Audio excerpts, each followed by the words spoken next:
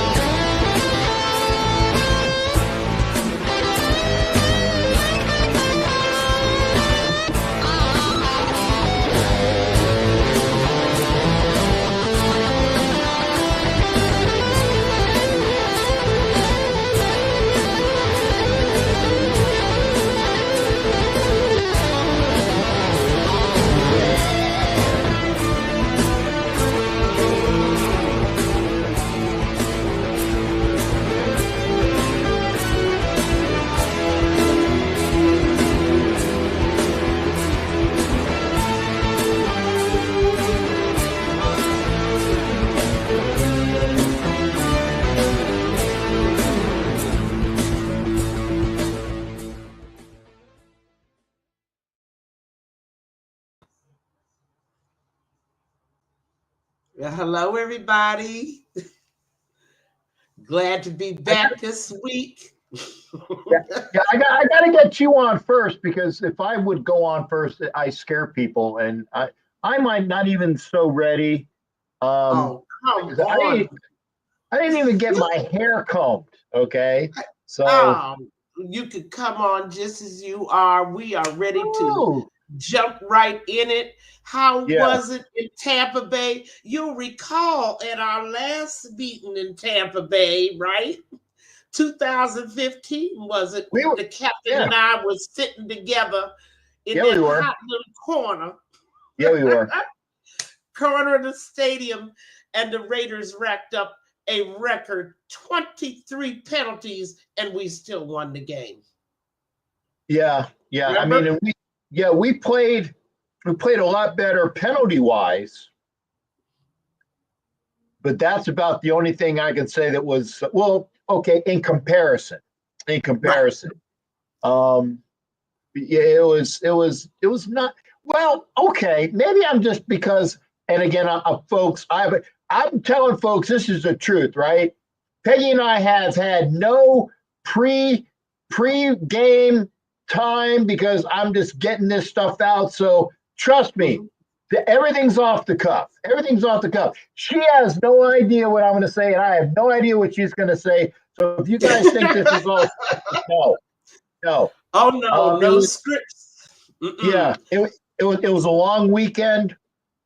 It was a good weekend, and it was actually probably a good 2 quarters of half the game. So we had about half the game where we in my estimation, where we had a decent time, and we were saying, all right.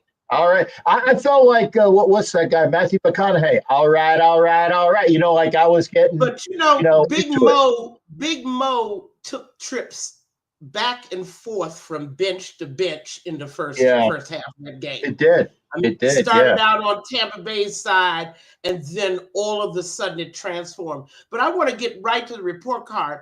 And because I only come on every 2 weeks, and I know we beat the Kansas City game to death, I happen to think it is one of the Raiders' best games of the year. But I want to split the two games because it's a tale of two cities. It's absolutely a tale of two cities. Our performance in Kansas City versus our performance in Tampa Bay. I mean, I want to talk first, get your report card, and I want to start absolutely with the quarterback position in Kansas City. We're talking only about Kansas City. Give me a grade. Boy, that seemed like even though, I was going to say, even though it's only been 10 days, actually, no, it has been closer to 2 weeks because it was the Friday. It seems like it was so long ago. I mean, because we've had such dismal performances, this one has to stand out for you, Captain, doesn't it?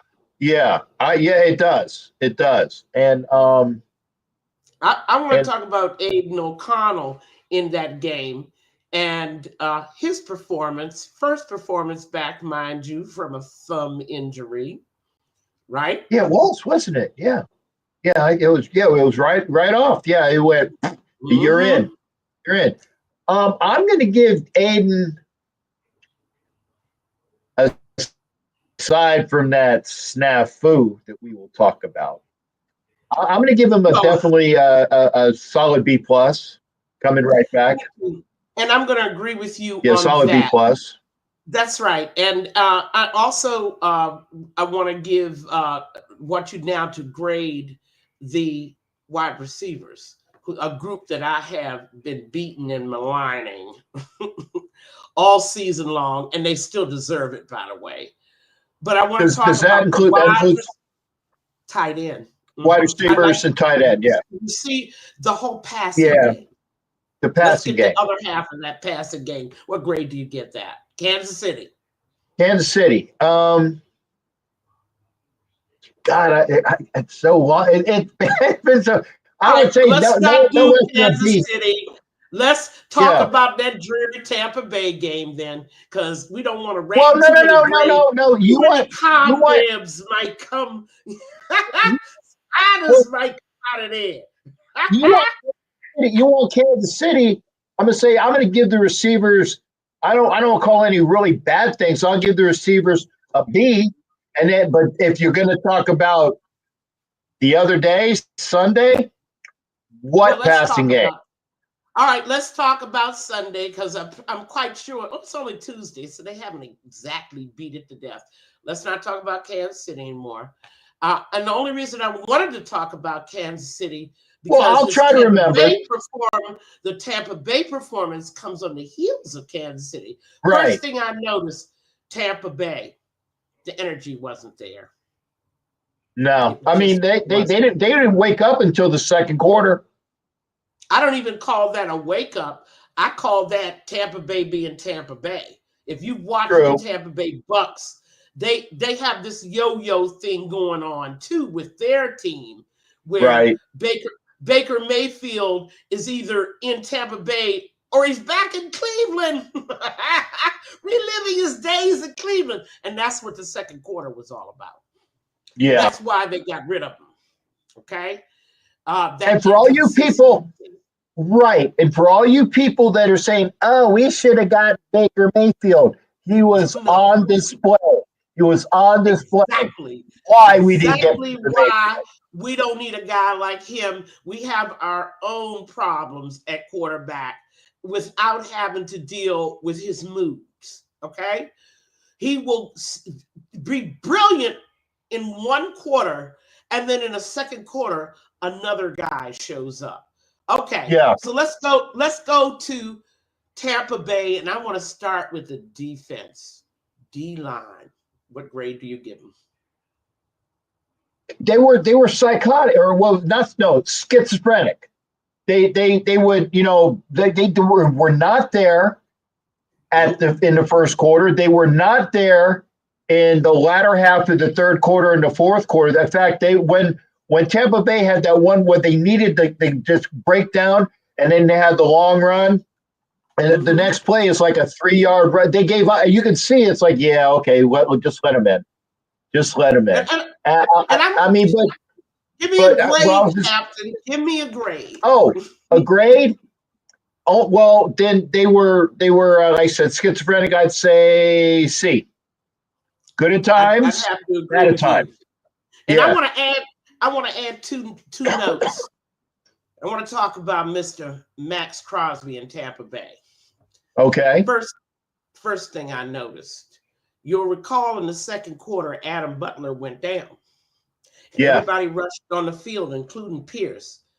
Guess who went to the sidelines and sat down and pulled out a clipboard? Ooh, and that was right in front of me. I didn't even see that. Oh, I saw it. The camera saw it too. And even the announcer noted it. Second thing, we're talking about a guy who always almost gets to the quarterback. And this is something symptomatic of what I have seen about his play. Everybody's in awe about his motor running all the time. I don't doubt his effort. I doubt the results. He doesn't know how to finish a sack. And I tell you, unless the quarterback says, "Uncle, give up," and stops running, he doesn't get his arms wrapped. And I'll tell you, when he missed that sack in the end zone, I said to myself, that is sack number 10, missed sack number 10. I'm done. I've been counting. Wow. Okay. A lot of that energy that we're talking about, everybody's fascinated with it. But to me, every player, even the greatest player on earth, can always use improvement in their game. Yeah. Okay. Almost sacks don't help. He ended up with 0 sacks, as opposed to Levon Chason, who was right there. Okay. Yeah, and with an interception too. Balls. Tampa Bay ran for 152 yards on us, and guess where they ran? Guess he ran right at Crosby. Yeah, you better bet it. Yeah. You see, when we want to talk about what's going wrong with this team, just the little things. People that we expect to step up are doing it. That was the case last year as well. Mm-hmm. There were people like Jacobs and Adams that I kept waiting to make big plays for us. Instead, I get it from Chason, which I'll take it, by the way. Yeah. And kids playing. Yeah, kids playing for a contract because remember, and he was highly touted out of college, and then he didn't really pan out. Now there are a lot of he's been a traveler. I've heard of that. Yeah, but just because you don't work out one place does not mean that another system, another coaching staff. You know what I'm saying? You never know about the chemistry of these things. Okay, let's go to linebackers. Give me a grade. Give me a grade first, and then we can talk. I would probably say C- because I don't recall anything really great that they did.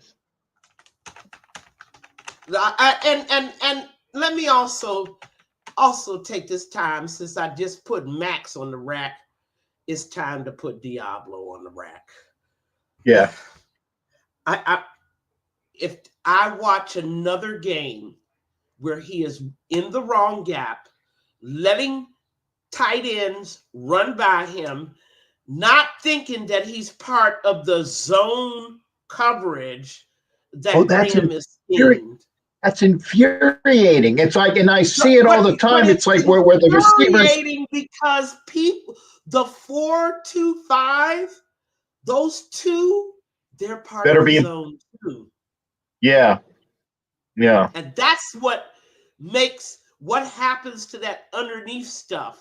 Diablo, if I see another game where he not only takes and did you see the angle of his tackle when the young man ran in the touchdown on us in this first quarter.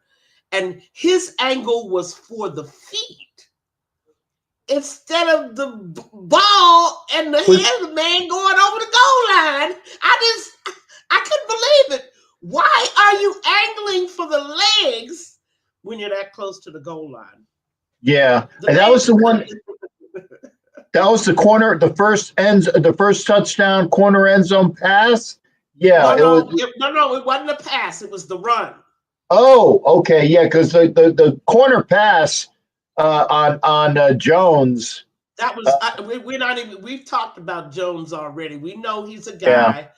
Sometimes he's there. Sometimes he's not. He has the goods. He has the talent, but as the rest of the league knows, he's a head case. So we won't even talk about him. But I wanted to just point out Diablo. And when we get to our wave cut trade list, he's got to go. That's one, yeah. I'll say that's one. Go. He is a liability in a 4-2-5 or any scheme that requires linebackers to be present. And everybody says, well, he's not a linebacker, he's a safety. I don't even think he's playing linebacker, and he's had a couple years to figure it out. No. The conversion didn't work, and it makes me believe he probably wasn't that good of a safety either. I mean, his instincts just aren't there. And maybe somebody else can help him. We've tried. This is his third year here, right? Yeah, at least. Yeah. All right, let's go to the secondary. Grade first, then talk. C+, because again, sometimes they were there. And that's being kind. Sometimes they were, Jones with the interception. Why are you running it out of the end zone? By the way, Jones, you get to the 18-yard line. I mean, there's no way. Yeah, and no, C.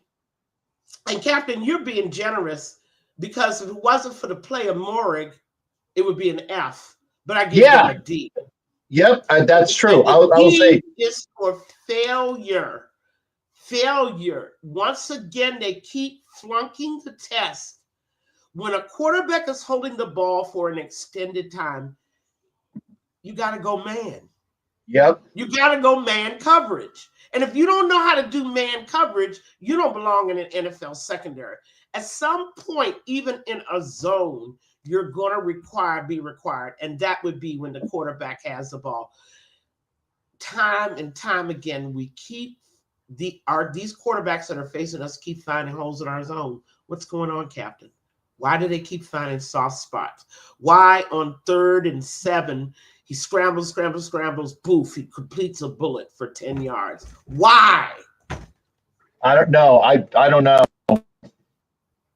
I mean, that's my D for the secondary. And now I talk. What do you call it? It's being kind. Distressing. I mean, yes. And now we want to go to defensive game plan. Tampa Bay the defensive coordinator. I want you to grade them. I want everybody to look at who's game planning, who's making adjustments. By the way, I did like that adjustment in the second quarter. Did you not? There was definitely an adjustment. Yeah.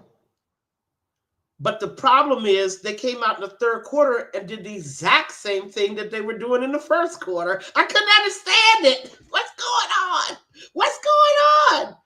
Give me a grade for the coaching. Coaching defense, D. Not enough. Yeah.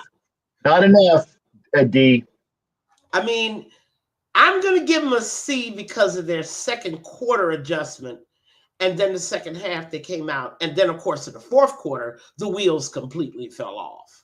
Well, but they're gassed. But they're gassed. They're gassed by then because the offense, and they were let down by the offense when you have the ball for 10 minutes in the third quarter, and then you end up throwing an interception.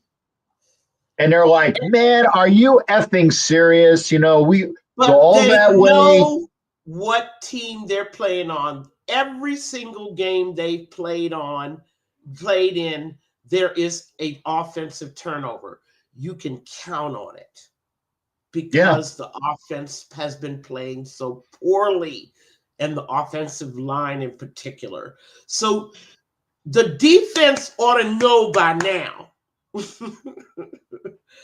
Yes, there's going to be a turnover. It's just a matter of when.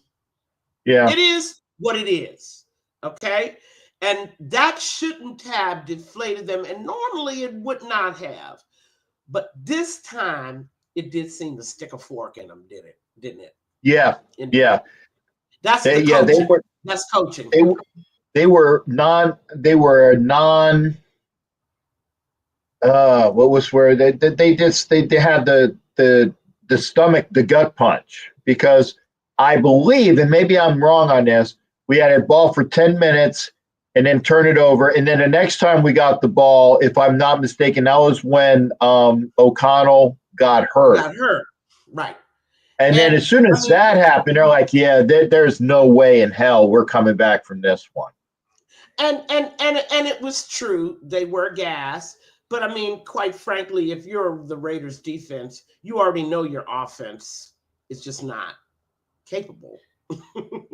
You already know this. It's game 14. I mean, did you get the memo? I'm sorry if you didn't get the memo. Let me send it out to you again. Okay? It is what it is. All right, let's switch to offense. Tampa Bay. I want to go right to the quarterback position. And in this case, 2 quarterbacks, 1 game. Where have we seen this before? I want you to. Well, every time our quarterback gets injured, we have that. The quarterback together.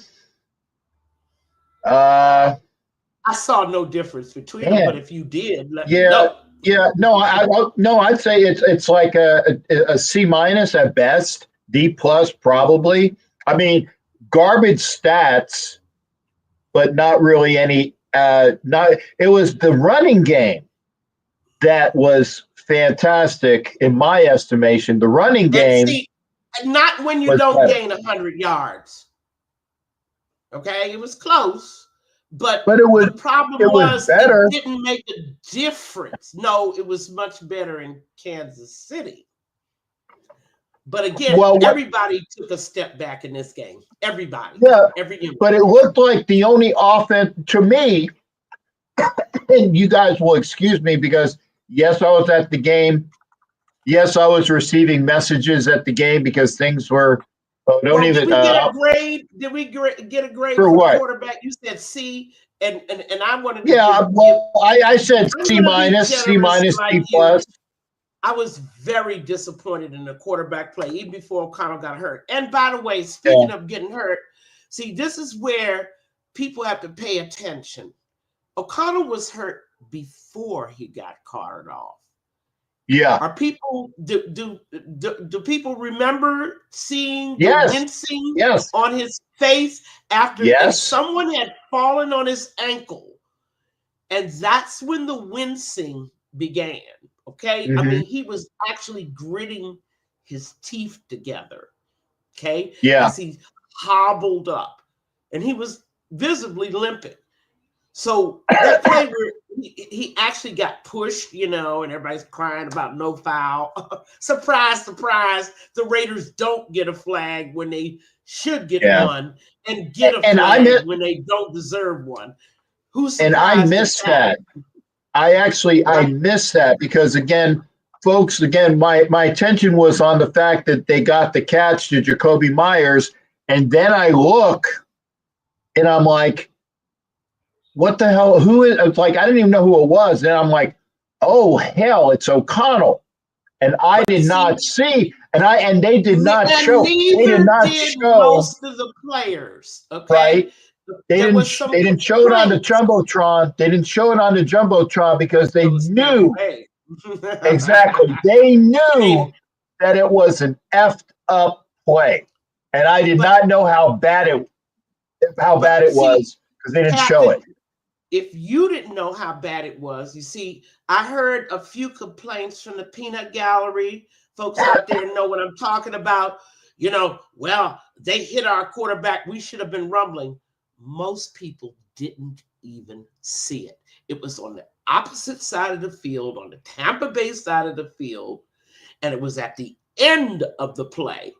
Yeah. Most players, even on the field, didn't see what happened. Nobody saw what happened. Okay? The Raiders coaches didn't get over there until about a minute or so. They didn't realize he was down hurt. Okay? Yeah. He was on the other side of the field. He was hidden by bodies. Okay? And that's why our players didn't hang around, crowd around and vow revenge and get revenge hits. The game was already, this was not a game to start with the, intentional penalties is what I call it. Revenge hits are intentional penalties. The refs are looking for that. Come on now. Do the refs really need an excuse, Captain, to call a penalty on a Raider? Do they need an excuse? Don't give it to them. Nobody even saw that. I want to talk now about the receivers. Give me a grade. Give me a grade. Our receivers? We had no 100-yard receivers today. We had nobody at 100. I would give individually. I'd give Michael Mayer an A. Individually. Why? Because he was the only one that was catching anything thrown at him. Which brings us to the game planning, which we haven't gotten to grading the coaches yet. Yeah. Why Meyer was the target instead of Bowers. Yeah, well, that I don't know. But I was going to say Mayer showed up well. Bowers was a show. Bowers was not targeted. And to give you a visualization, Raiders versus Tampa Bay game, if you want to really talk about the game plan, it was in the game plan. Bowers wasn't there. We don't know why. Yeah, I don't know why. He was being covered he was being covered. Bauer was targeted 5 times the entire game. 5 times. Yeah, that sounds about right. Meyer was targeted 9 times, and he made the best of it. He caught 7. Yeah. Great game. But Jacoby Myers, was targeted 10 times. Okay? Curious why Bowers wasn't targeted more. I tried to see if it was something like the Denver game. Remember when they put Surtain on? Yeah, they put. If I'm not mistaken, they put their best cover corner on Bowers again. Tampa Bay did not do that. They did not do that for Bowers. The other thing is that, oh, by the way, Rick, ALC 12 is not playing Sunday because he announced that he's leaving the team. No, he didn't say that, did he? Where did you hear that? Blog did you hear that from? Did you hear it from him? Did he say that in the press conference? Well, this is what I was sent a statement that he is no longer going to be with the team. I'm glad that that's what I saw. It's like, wow, that's news to me. No, this is more bait click blogging. If I don't hear it, audio, the player saying itself, believe nothing. There's going to be a whole lot of rumors coming out of that Raider locker room right now because the team's not playing well. Yeah. I was going to say, there's a lot of people scared for their jobs. Okay. So yeah, I was waiting on that, but I was going to say, if you say that now, I'm like, what the foxtrot are we talking about? No, we are in a culture of false news. Okay, and well, okay. It's totally false. If it's not on Raiders.com, don't believe it. Okay, well, I just go to Raiders.com. They'll announce. Or if Anna on IR or right. somebody. If Anna doesn't tell me. Yeah, official move has to be made. Yeah. No, I'm just saying that, or if Anna doesn't tell me, because Anna's my source. Anna or Bishop. Yeah. Captain,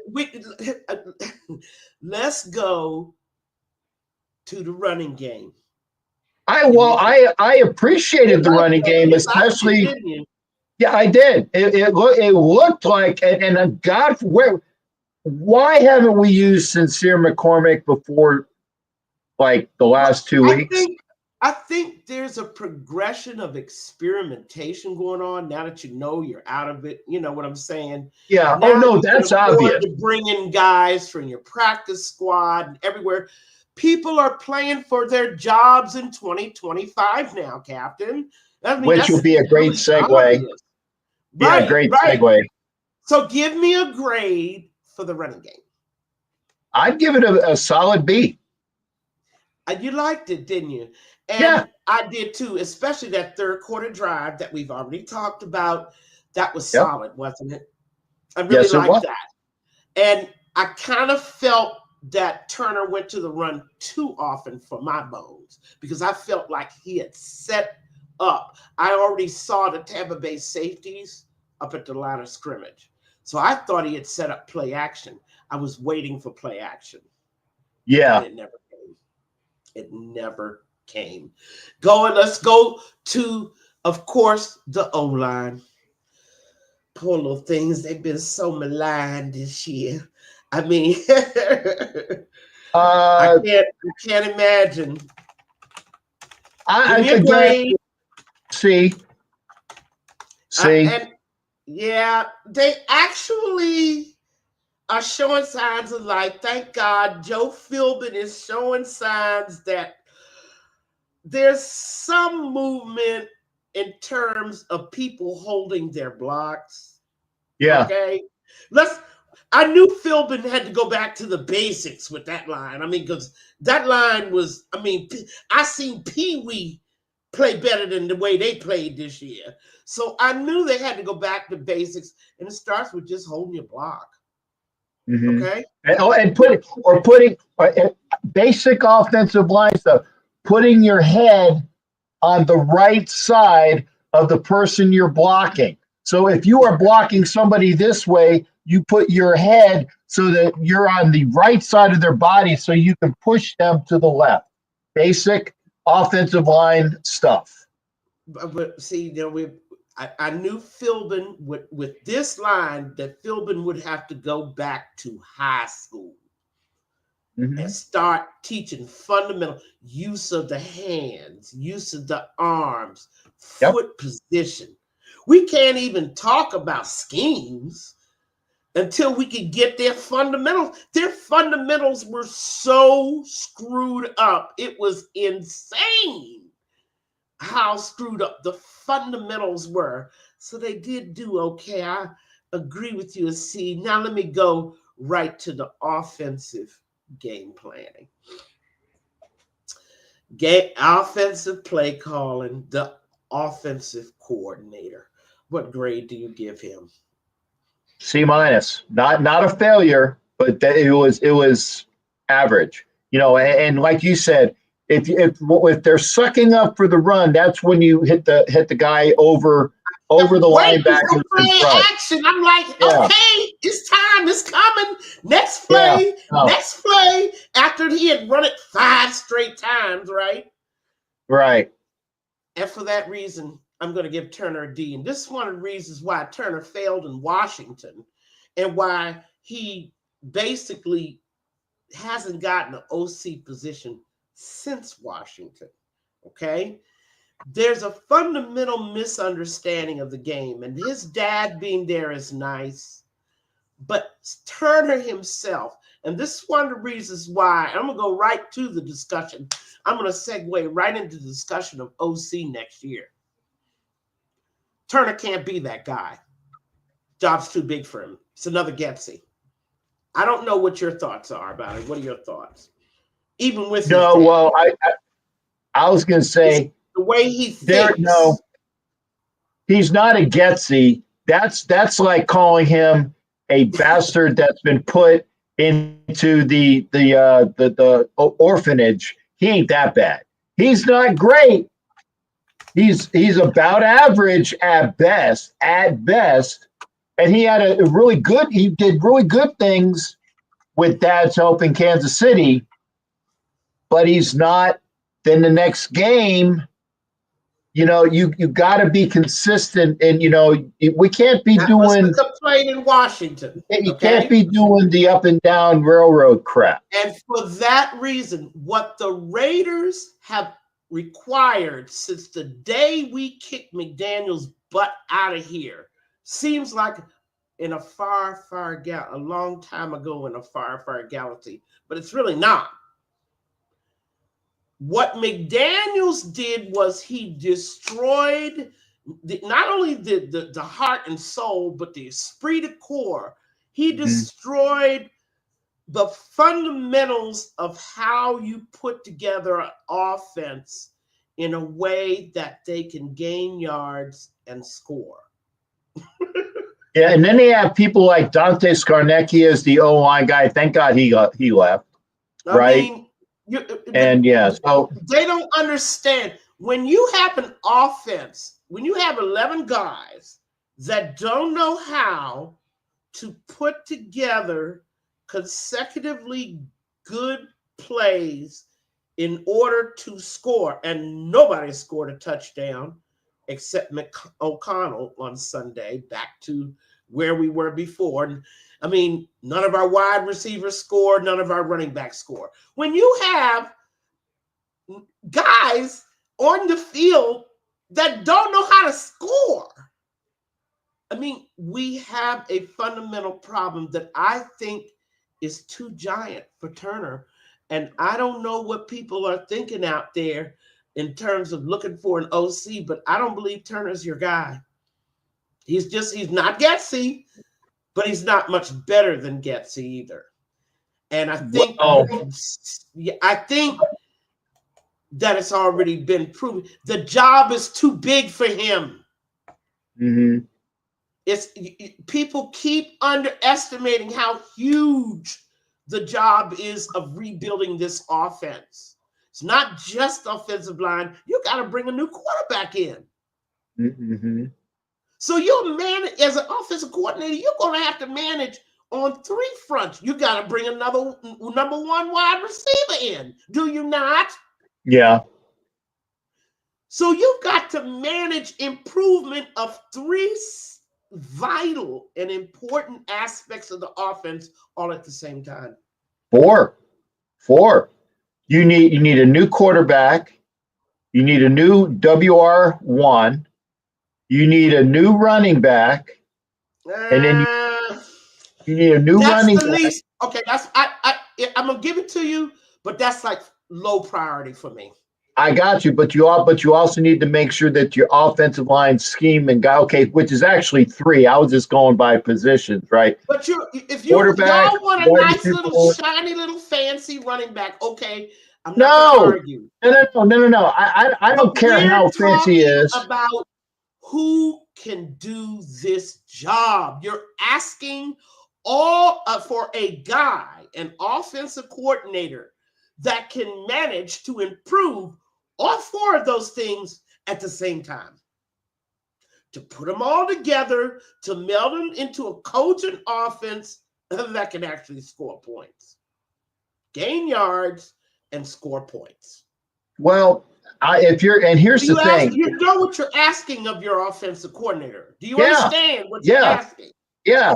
And I got two names for you. One, I'm not sure what their availability. I know one's availability is unless we can pry him from Florida State, is Gus Malzahn.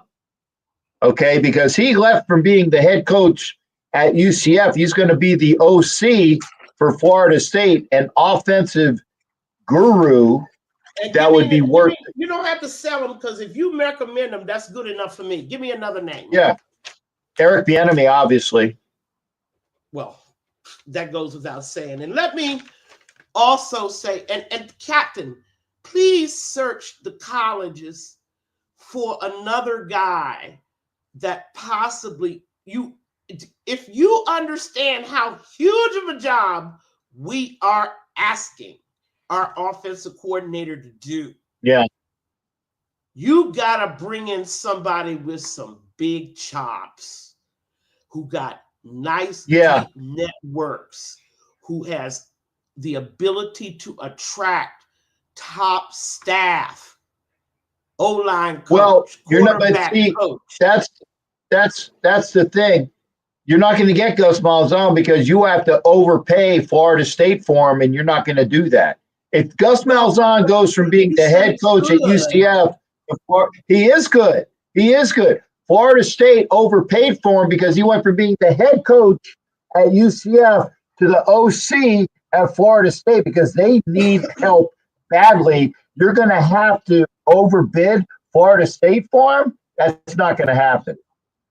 All right. Now we go again.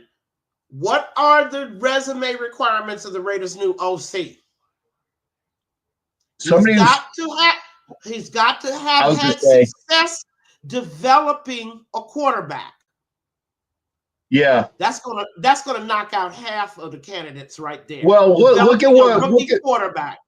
Look at what Win Model 88 Asylum said. Gus Malzahn is the reason Bo Nix is the starter in the NFL, and that's true. Well, Gus Malzahn is not Bo Nix's coach now. Sean Payton is. So he's in Sean Payton's system now. I get it, but he's the reason why he busted that mouth. Wait a sec, please allow me. Peggy, you asked me. I'm gonna answer.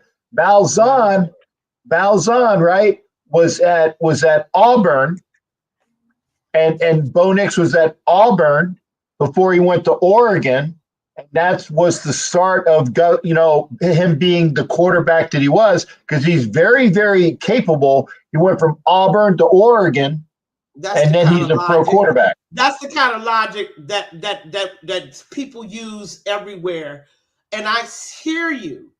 But I'm kind of thinking about a guy that's in the NFL, and I hear you with Gus Malzahn because I'm going to do some work on him, research on him. A guy who has taken a draft pick, a rookie quarterback, drafted into the NFL, and successfully developed him into a top quarterback. That's the first thing. I'd have to look. Yeah, I'd have to look. But you will agree that everybody out there, please help me. You will agree we absolutely need an OC like that because we plan on drafting a quarterback. Yeah. Duh. I mean, how many times do you have to tell you, stop hiring guys that don't have the chops for the job? Second thing we need is a guy that's capable of integrating an offense, running backs wide at a pro level, integrating them with said new quarterback, right? Rookie quarterback, young quarterback, second, third year quarterback, integrating them. I mean, we have such tremendous leaps to make. Third thing is we need a guy that can put together a decent O-line to give said new quarterback, has experience actually having done that. That is what we need.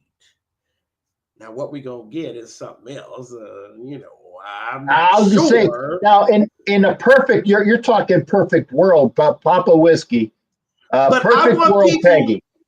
But I want people to understand what we are asking of the new offensive coordinator. What will he be asked to do? That's what you're going to be asking of him. Now, whether it takes him a year, 2 years, 3 years, I don't know. Being semi-facetious, what he's going to be asked to do is produce a miracle. Exactly. And who would be in a position of the candidates that are out there? I don't know. Bring me some more, right? Because I just saw off the top. I just saw off the top of my head. It's like I like Malzahn. I like. Oh God, this is going to be. You're going to. And You're I going to hate have a even, list for me the next time, because the next time we meet will be 2 days for Christmas. So you're going to have a Christmas present for me. You're going to have a list of offensive coordinator candidates. Peggy, that'll actually it'll be. I don't know, Peggy, because I'll be coming back from Vegas. Well, we can do it afterwards. You give me after Christmas present. Yeah. I'm not sure. I mean, I'm being honest. It's like I'd be pulling a lot of crap out of my ass, and it'd be diarrhea ass, because I have no clue what I would be able to get you. I need to know of the criteria that I mentioned, because no matter if you think it's a magic perfect person list, it's what the Raiders need. Yeah, you cannot deny that. We may not get it. Yeah, I was going to say, but it's and Asylum says it. Yeah, if you insist on trying to do everything at once, new quarterback, new wide receiver, new running back, develop the whole line, you want somebody who can work this 3-ring circus thing that you're talking about. You want somebody that can bring all 4 aspects of our offense up to a certain functional level. That's going to take a man, not a boy, Captain. Yeah, I was going to say, you're talking about a rookie quarterback, Mm-hmm. Right off the top, I'd have to say that person that turned down a 3-year that we didn't give him a 3-year contract and he walked out the building, and that's Kingsbury. But his offense is up and down, up and down, up and down, kind of like Turner's. That's always been his. A lot of people don't do their homework. They talk about Kingsbury. People don't understand. Everywhere Kingsbury goes, he has a shelf life. There's an expiration date on his. Yeah, and so everywhere he goes. And people say the same, and people don't realize this, but that person who is currently the head coach of the I almost said San Diego Chargers, the Los Angeles Chargers, that dude has a shelf life too, and everybody's bitching that we didn't get him. I'm like, no. He was never coming to this shit show. I get never coming here. Peggy, I get it, but that's beside the point. I'm just saying, all those people that were, oh my God, we missed out. Is like, no, we did not miss out, despite the fact that he was never coming. I never wanted him in the first place. I do not want John Gruden back. Sorry, like the guys, rah. Don't want Don't like his clubby, clicky friends and family plan. He let Gunther loose on us like a plague. Oh, Paulie G. And refused to get rid of him. I mean, didn't even see that the guy was just totally destroying all his defensive draft picks. Any coach that doesn't realize the importance of defense, they should never set foot in a Raider building anymore. And Gruden is one of those guys. Can we get Willie Shaw back? What's Willie Shaw doing nowadays? I don't know. But you're going to get me an after Christmas gift of offensive coordinator. But I hope everybody understands the checklist of what we're asking our new OC to do. Now, Captain, on the way out, let's go to your favorite segment where you are the GM. Oh, I'm the GM. That's right. And I want you to go. We're just going to do offense today. Offense. Okay. Your waive, cut, trade, or keep list. And I want a bunch of talking. I want you to first tell me what it is you're going to do with them, and then you can tell me why. So I'm gonna name the player, and I'm gonna start with Aiden O'Connell. I'm keeping him. I'm keeping him. Yeah. Okay. And that's easy because, and I go by the fact that my Boilermakers. Well, I mean, and notwithstanding, but I like the fact that he's gritty, gutsy. He's got moxie. He wants to play. He wants to do. I like that. I see the attitude that he has. He has ability. He's got a nice arm. He's got to learn how to put touch on the ball, but that comes with with time, and he does need those two things. The two things. He needs to learn how to do touch, and he needs to learn how to move around and get. And he has been doing that little bit more. He's been better. He's getting better. Yeah, he's getting better at that. Trapped in them bad sacks. His sack total has gone down tremendously. So he's getting rid of the ball. We're happy with the progress. Let's go right to Minshew. Cut, trade, sack, or keep. Hell no. Cut, trade, waive, or keep. Cut. Get as a Jew. If you even need to get him, if you're going to cut him, however you do it most economically, so that you spread the pain. If it's a post June 1st cut, fine. But if not, get rid of his ass after the season. Mikey C has me cracking up. He said Aiden let a 300-pound lineman catch up to. Yes, he did. Sideline to sideline, Mikey. Yeah, wait a second. In his defense, Cansey is a first-round pick, and the kid can run. The kid can run.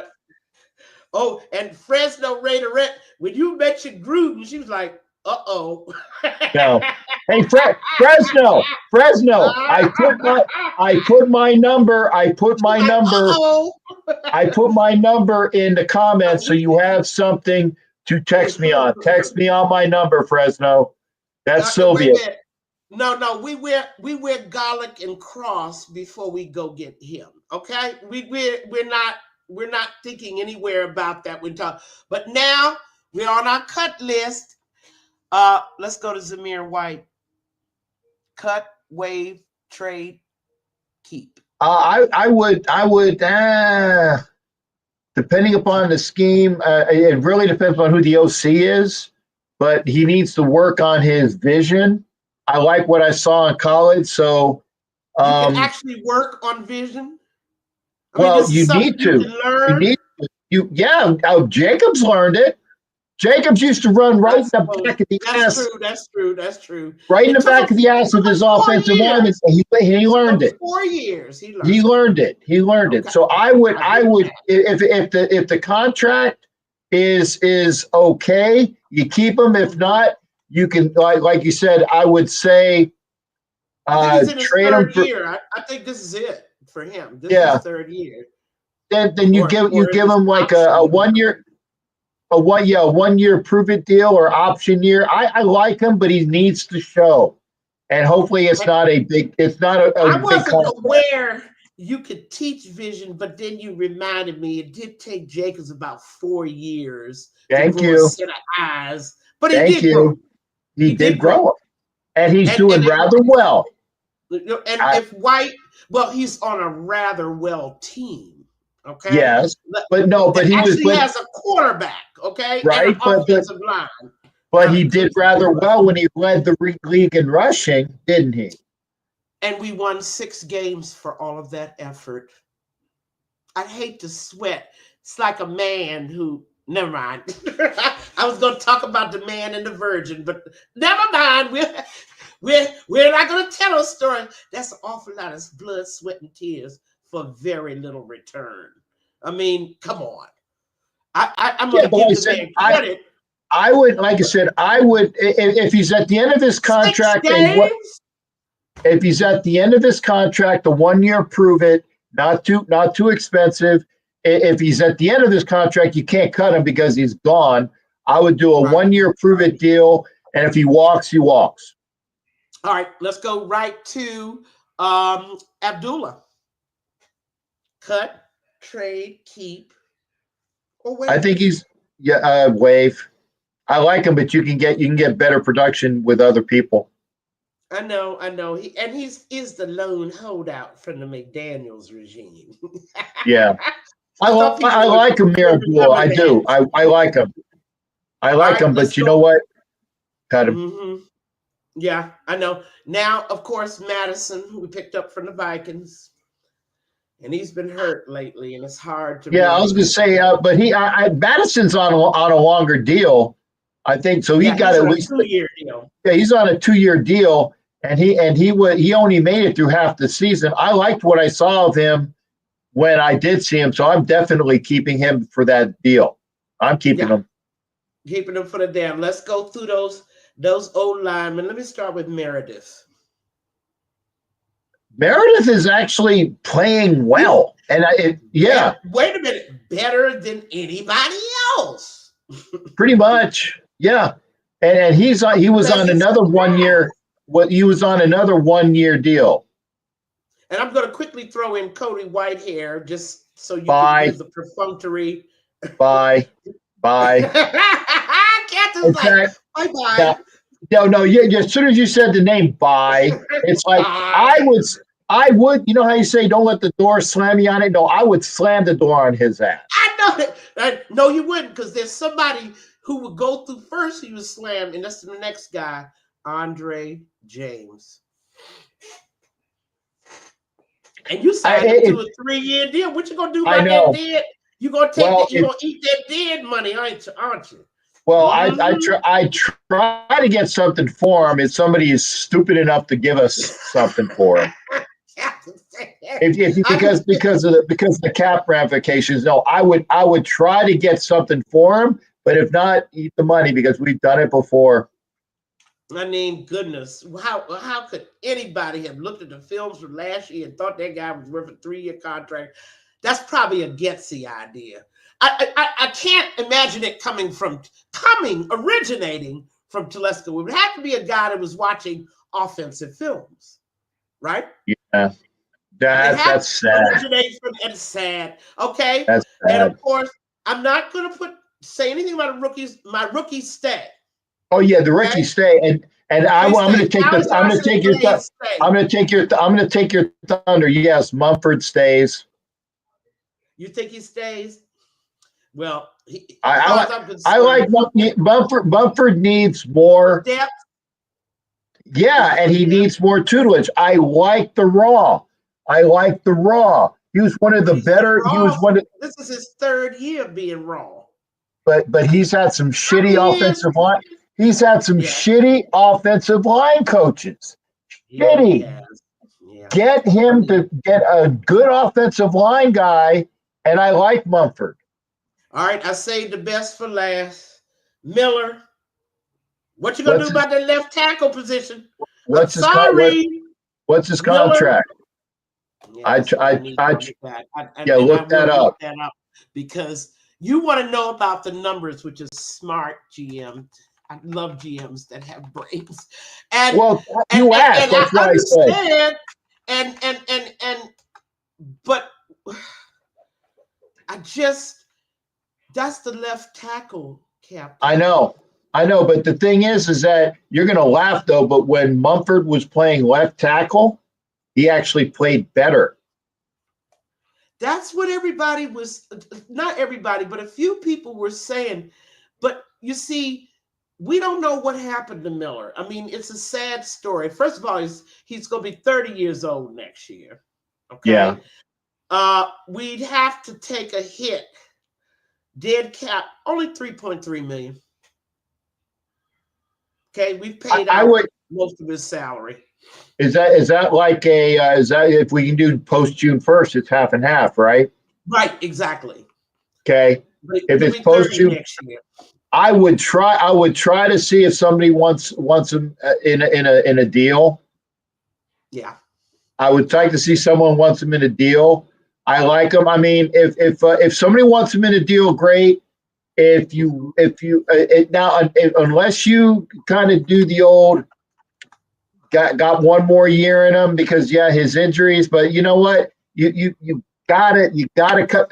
I like this, and this is the one thing I'm going to say about Bill Belichick. I like the one thing about Bill Belichick is cut him a year early than a year late. But you have to have a superb command of your personnel as well as the system that you're running. And the Raiders aren't quite there yet. Okay, we don't have an overall offensive system. As a matter of fact, we've had 2 offensive coordinators this year. So we have no offensive system. We had 2 last year. We had 2 this year. You see what I'm saying? So we've The had continuity's not there. And there's no way to, but that's the left tackle, Captain.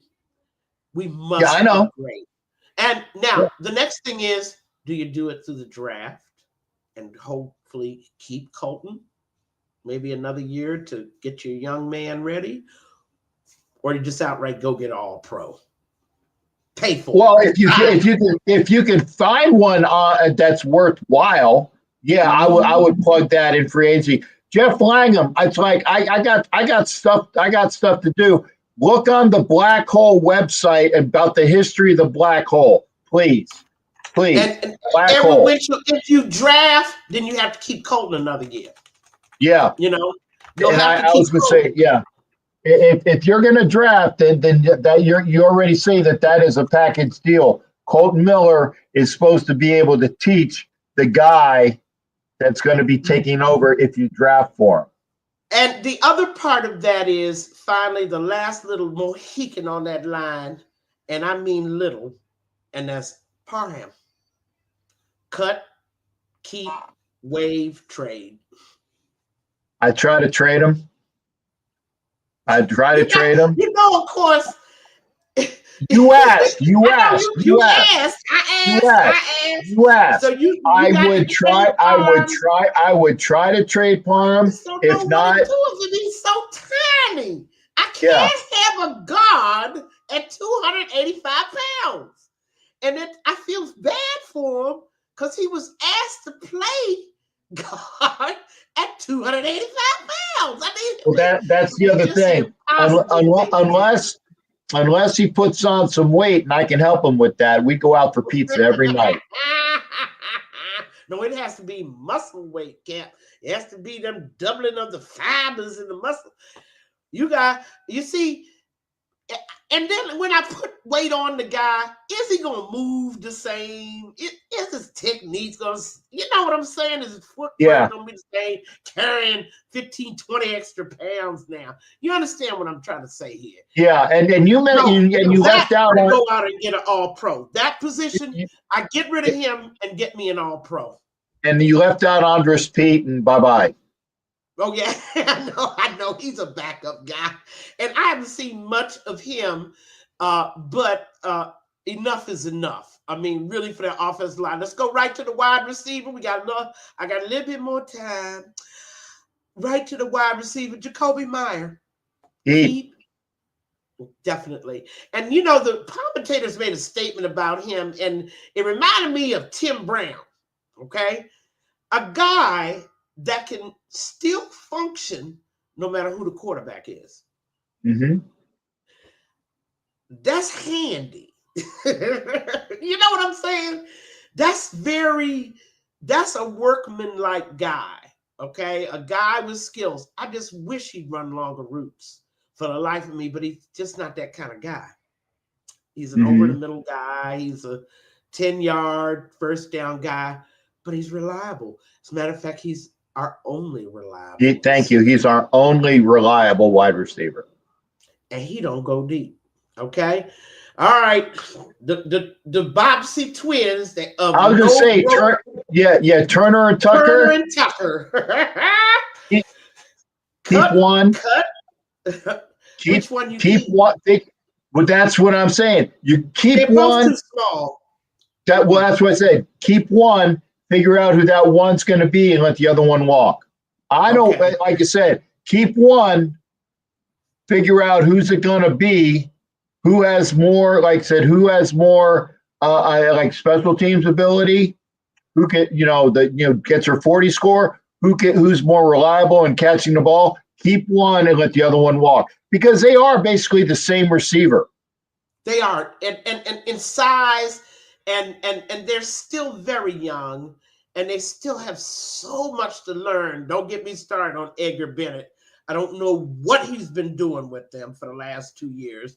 I have no clue because they haven't learned a damn thing, okay? They're never open. They're never deep, rarely deep.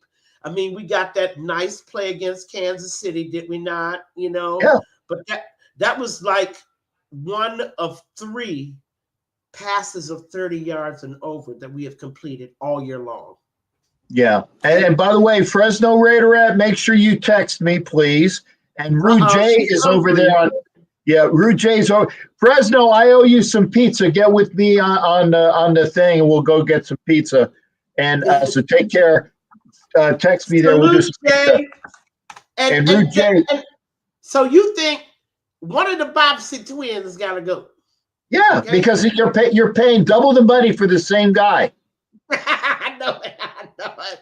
And brings us to our mystery man, right? Remember that game, Your Mystery Date, where they had a little shadow, right?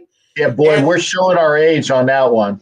Ain't we though? But I love it. But hold on, that shadow is our number one receiver.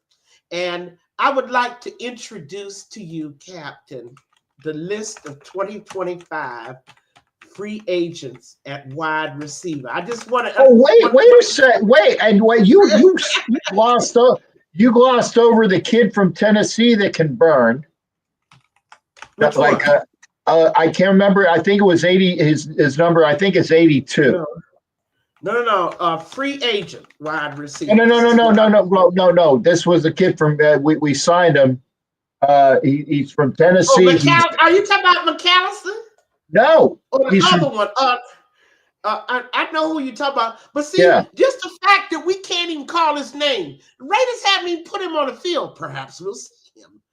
Okay. Yeah, I like his potential, so I'm keeping him another year. Okay, I understand what you're saying here, but I'm trying to. Sport Track. Keaton.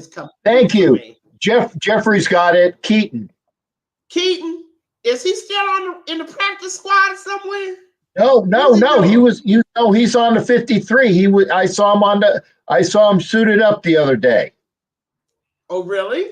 Yeah, I saw him suited up the other day. Yeah, because we're that low. We don't have a lot of people to put on the field. I think Turner's on IR, so yeah, you're not going to really be able to.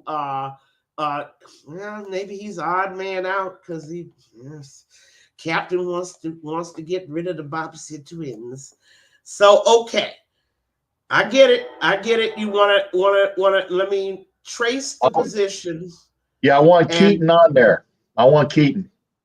You do want Keaton, okay? Yeah, and yes, I am showing my bias. I'll be honest because people are going to say why. Yes, it is SEC bias. Not as number one, okay? No, but that's a developmental kid that I think can do something for you. One more thing on our new offensive coordinators list, okay? Hiring the right guys. Hiring the right wide receiver coach. Bennett got to go. He ain't surviving this regime change. Yeah. All right. Here we go with our list of 2025 free agents. Are y'all ready? Potential number one receivers. Everybody ready? Yeah, I know the first two on that list are Higgins and Chris Godwin.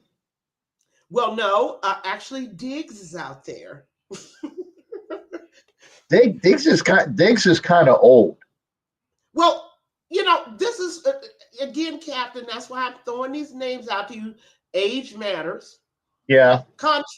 And of course, based on what their contract is now, you're going to pay a grip of money for whoever you bring in as your number one.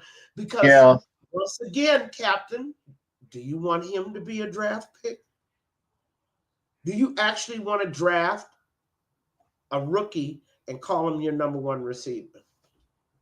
Yeah, I would draft, and you guys are going to laugh, but I would draft Hunter number one. Well, here's the problem.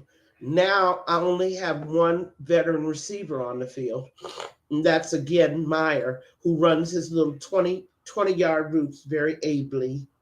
Right, but you know what? You're gonna get a free agent wide receiver veteran. We've done that before. That's why I'm going over the list, Captain. I just want to let you know who's available. I'm gonna throw some names out for y'all. Y'all ready? Stephon Diggs, T. Higgins, who's 25 years old. Yeah. Keenan Allen, 32 years old. No. Amari Cooper. Ooh, he's Hell a no. blast for the pass. No. Chris Godwin. Although if we got Cooper back, I would make him wear 89 so that I can wear his jersey again without having, I would say you got to come dust the here. You got to balls wear. off. You got to Get wear it out of 89. football, huh? Chris Godwin, who's 28 and has never spent a season in the NFL without missing 5 games. Thank you. I like Chris Godwin, but you can't get 16 games, and now 17. You can't get 17 games out of him. Never. And same thing with Keenan Allen, by the way. Brandon. Yeah, no, Keenan Allen, no. Yeah, Brandon Cooks. Yeah, but he's kind of like the Smurfs. He's small and fast. He's a vet just like Tucker and Turner. He's the same guy, but he's older. Oh, but here the list gets better, Captain. Let me go on. Okay, go ahead. DeAndre Hopkins. I would actually take D-Hop. You would? Yeah, okay. I would. And of course, you've already arranged with Kaiser Permanente for his, impending hospitalization. The man that missed 21 games. Who, D-Hop? Yes. 21 games. Starting in Arizona. Remember, he missed the entire season in Arizona. He missed, 11 games in Arizona. Yeah, but I think you can get D-Hop better than, or you can get D-Hop for less money that you can throwing on Godwin and T. Higgins. He will be cheap. You're right about that. Mike Williams. Oh my God, another Kaiser Permanente candidate. And Mike's still healthy. He was healthy. Which Mike Williams is that? Because there's been a couple of them. Used to be the Charger. One that used to be Chargers. The first thing that Harbaugh did out the gate. That's why Telesco was fired. First thing he did out the gate was get rid of Allen and Williams. Yeah. That was the first thing to do. Between them, they can't even put together a 17-game season. Think about it. Between them. Rebel reminds me that Brock Bowers is wearing 89. But I'm just saying we can still wear our Cooper jerseys. Yeah, I forgot that. You can't put his number back on him, but I don't want Cooper back here. I don't want that. I was being facetious. I don't want Cooper either. I was just saying, if you're going to get him, you would have to make him wear his old number. Why can't he get nowhere and stay? The Bills because he is a head case. Correct. Alabama boys. That's all I gotta say. Alabama boys. Let's go to Robert Woods. Once upon a time, he can actually play with the Rams. Remember? Yeah, I was going to say, how old is Robert Woods? Was 32. He like 36? 32. Oh, boy, I thought he was older. This free agent is guaranteed to warm y'all's heart. Hollywood Brown. I like Hollywood Brown. You want to measure number 1 wide receiver? If it's not too much money, I'd take Hollywood Brown. The Raiders are in such a situation that we actually need a wide receiver to do a Moses and part the Red Sea. You understand what I'm saying? Well, no, we need a wide receiver. We can't have a rookie quarterback just with Jacoby Myers to throw to, and the rest of them got training wheels on. That's not going to help our rookie. But if we got Hunter, who is a special guy. Are you talking about Brock Bowers again? No, Travis Hunter. No. That's what I said. Are you talking about a guy that from first day he come in, you have to teach him nothing? Pretty much. Brock Bowers was plug and play, wasn't he? I'm asking if Hunter is that guy. I think he is. Okay. Now you're talking quarterback. You're changing subjects on me. No. I'm going through the free agent. We're talking about looking through the free agent list for number one for our new quarterback. Right. A true number. Oh, here's somebody. Captain, you'll be thrilled. I found him way down here on the list. Nelson Aguilar. Ooh. As a number one? Does the silence mean that you're a little bit underwhelmed? Not as a number one. I would take Aguilar. I would take Aguilar on a decent contract to teach the number one how to friggin' do the shimmies and the shakes. But if you get Hunter, you don't need that. But you say, you're looking for somebody that's economical.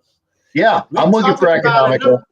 I'll tell you somebody who I actually like to see back is going to be a free agent next year, and that's Matt Collins. I would you should have brought him up first. I would take Matt Collins. I would take Matt Collins the minute free agency starts because the guy has heart. He plays. And it's like I don't care about his idiosyncrasies. The guy plays hard and he can get open, and you don't have to worry about the money you're paying him. He will perform above and beyond. But there's one little downside. He's 31 years old, Captain. I don't care. He's young. Of the guys that you were talking about that are over 30, Hollins has got a lot of tread on that tire. And the other part was Mac just didn't do wide receiver. He did anything he was asked to do. Thank you. He did special teams. He did kickoff and punt returns when asked. Yeah.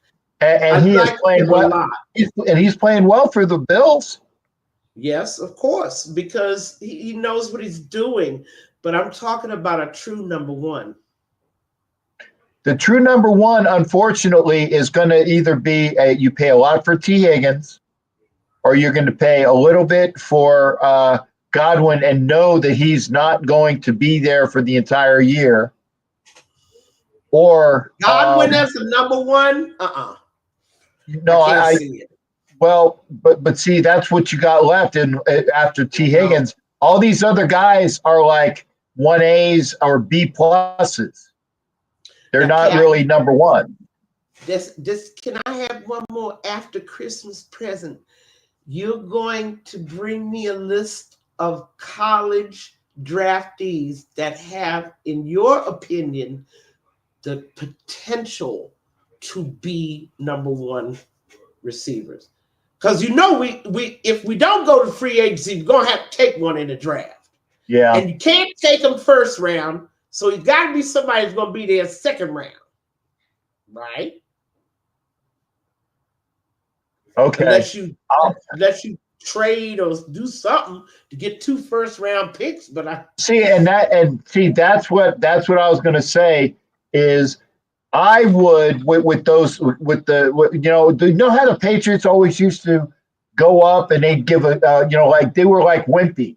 I'll gladly pay you Tuesday for a hamburger today, and they kept throwing those draft picks, and they said we'll give you this pack and and then that year come and they would do the same thing, and they were always paying for a hamburger, or they'd get a hamburger and they'd always be waiting on Tuesday, but they'd always do it. They'd always do it.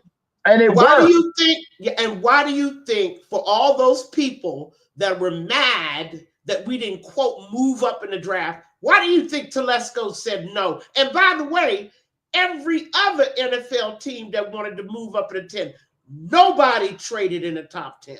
Nobody, because they wanted your firstborn child, right? Some gold from 25. I know they was asking for the number 1 in 25. All kinds of ridiculous. We could not bankrupt the Raider future on that. We just couldn't. Because I think Telesco knew that the condition that this team was in. And 25 looks to be a pivotal year for really improving our talent level. And Peggy, I got to say that because I'm looking at the comments. Jason Marshall, we got it from the guy himself, Hunter Renfroe, in an off-season little get-together, has basically said, "I'm not coming back." So that's from Hunter Renfroe. That's from Hunter Renfroe. I have heard that all season long that he was not going to come back. Oh, look at Jeffrey. He already ticked up on our Matt Hollins discussion. And yeah, and somebody asked if Deontay Johnson. Yes, Deontay Johnson is also on the list. But folks, we're talking about a true number one, not a number two wannabe. And remember, you're going to have a rookie quarterback. So that's going to make a lot of true number ones say, I don't know if I should go to the Raiders. Yeah, and I was going to say, they're going to a quarter, and everybody saw what happened to Adams.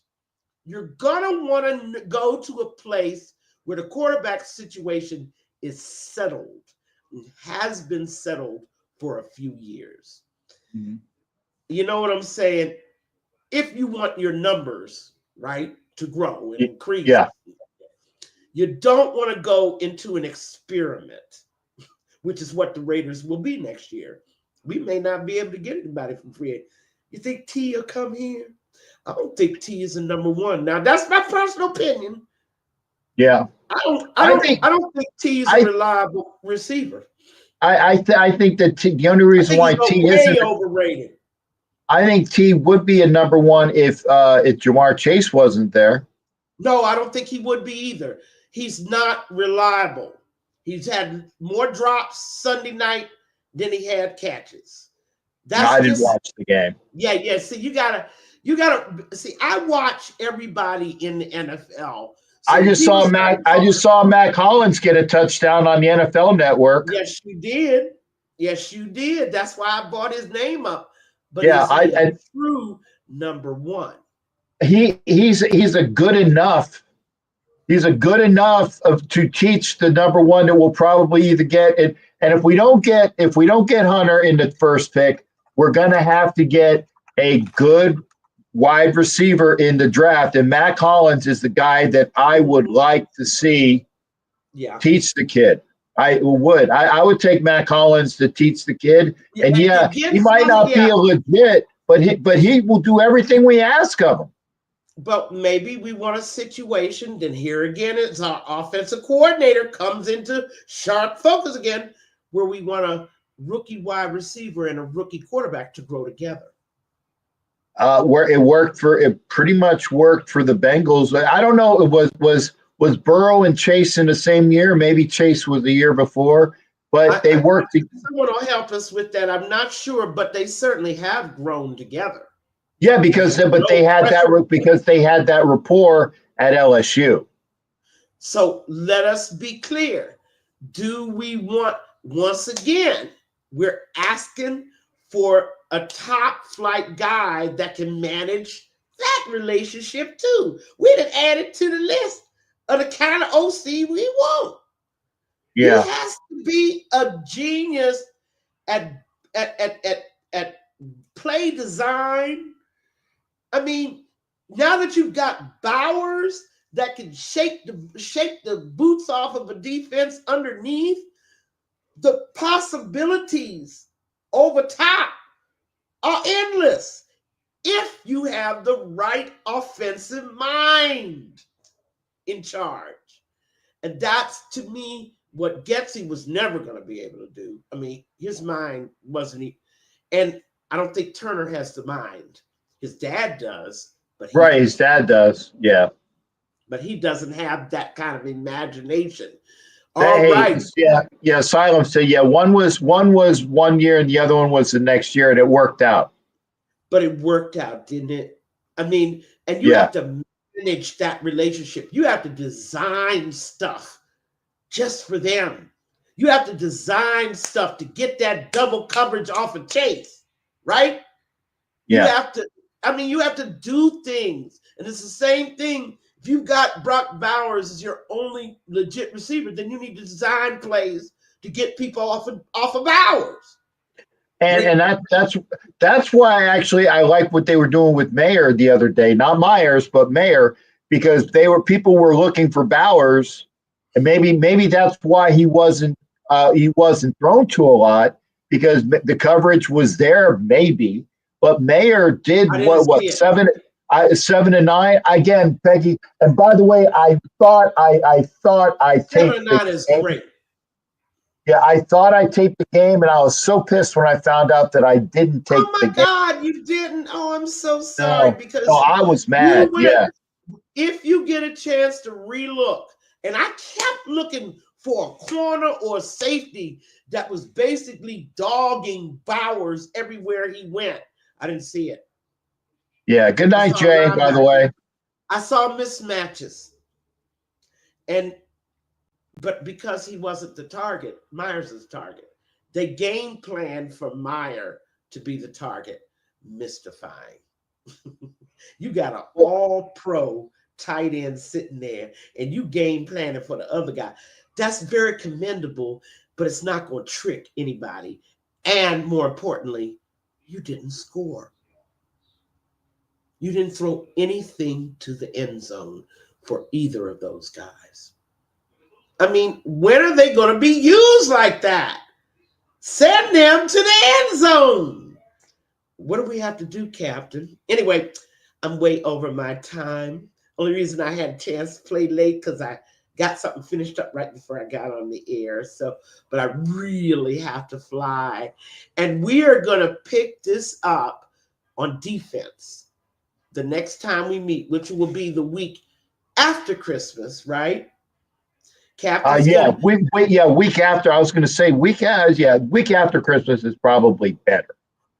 Yeah. And Captain, you have I want 2 Christmas presents. I know. An OC that is commendable. That's the one I got. I remember From that one. College ranks or maybe NFL ranks, but you know what we're looking for, right? I mean, you know what we gotta have, okay? And then you're gonna see if you can find me a wide receiver that's worthwhile. And I'm gonna let you know this right now. I will look beyond what they're saying. First round picks. First round picks. If you have chance, because these are decisions Telesco's gonna have to make. I mean, there's no doubt about it. And I'm not unhappy with what Telesco has done. No. Our first round, our second round, our third round are playing with bumps and bruises. Right. And this is the crowd that's fired Telesco. You guys don't know what y'all talking about. I wish Sharif was on here because he calls him Tom Fiasco. But I'll tell you what, Kamarian, what's the cornerback's name? Is playing on our team. Right, Eichenberg is, even though he's been injured, Eichenberg is playing on this 53. Taylor, the kid out of Air Force, was playing, I thought. Yeah, we will. When we come back after Christmas, we will go through the defense on our cut and where I don't think we finished with the offense entirely. We didn't go through Mayer and Bowers, but I assume you're gonna keep. Oh yeah, they're staying. Yeah, they're staying. Come on. I mean, they're going to be the hub around which you're going to build. And that is if you have the right offensive coordinator. I keep going back to that over and over, how critical it is to have a brain who thinks offense, who can dream and imagine.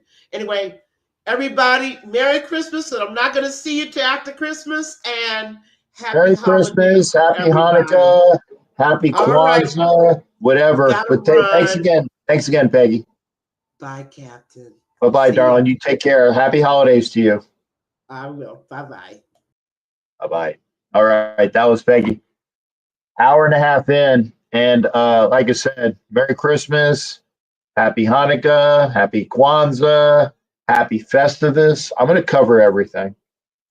to the holidays, best to all.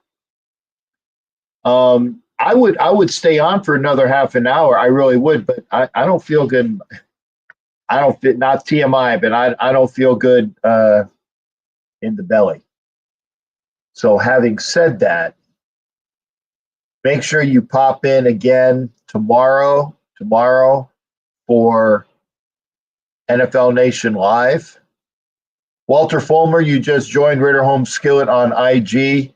85 Mike 420. Was it Raiders for Life? Was it Lil Sievert? V Canada, all you guys that were over there. Yeah, I saw Jeff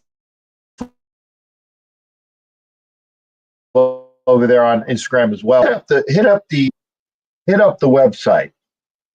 Hit up the website. Okay. Everybody that's on Instagram. In fact, I gotta get with folks. Silver and Black Design. Let me do that. Hang on.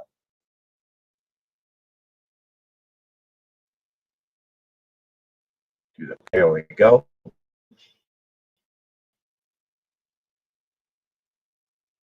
Where the hell? Okay, there we go. There we go.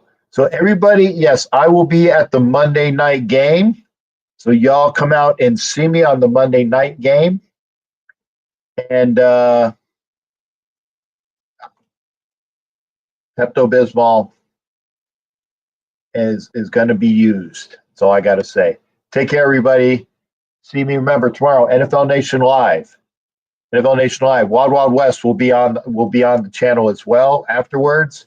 There's the cage match on Wednesdays as well. So you got things to watch on YouTube. Take care, everybody. We'll see you.